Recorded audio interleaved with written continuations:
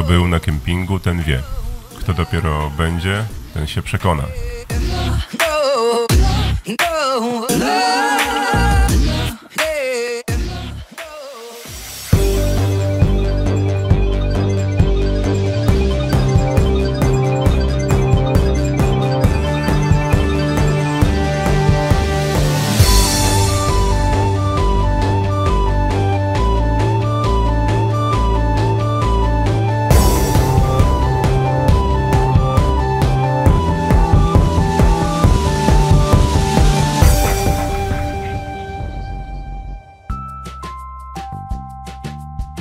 Chciałbym poruszyć problem, który nurtuje mnie podczas dłuższych lub krótszych pobytów na kempingach oraz polach namiotowych.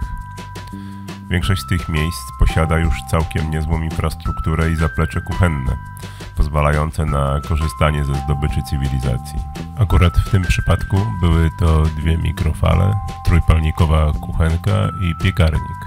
Jednak na nic to wszystko, szczególnie rano, gdy społeczeństwo okupuje te przybytki, skutecznie blokując nam dostęp do źródła wrzątku. O ile obiad czy kolacja jest już bardziej porozrzucana godzinowo po całym dniu, o tyle rano naród wygoniony upałem i słońcem wylega na zewnątrz w podobnym przedziale czasowym. Można zatem uzbroić się w cierpliwość i wyczekać swojej kolei, albo budzić się pierwszym bladym świtem. Ale można też być niezależnym i zagotować wodę w czajniku survival kettle. Tym bardziej, że paliwa z pobliskich drzew nie brakuje. Mam tu na myśli opadłe gałązki czy szyszki. Podobny stan zaopatrzenia w paliwo będzie prawdopodobnie w większości takich miejsc. Gotowanie oszczędza czas i jest to kluczowy argument. Ale co istotne, takie, a nie inne gotowanie wody integruje przy okazji całą rodzinę. Nie wspomnę już o fakcie, że kuchenka wzbudza zainteresowanie sąsiadów i stanowi świetną okazję do złapania kontaktu. Zapewne znajdą się warunki, w których użycie czajnika będzie bardziej kłopotliwe.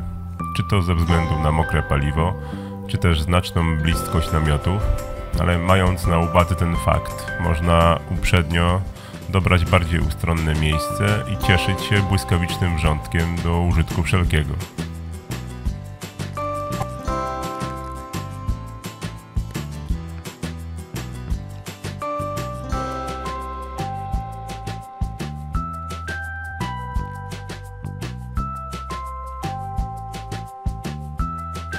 Tymczasem pozdrawiam, zachęcam do zadawania pytań, przesyłania pomysłów i oczywiście lajkowania kanału.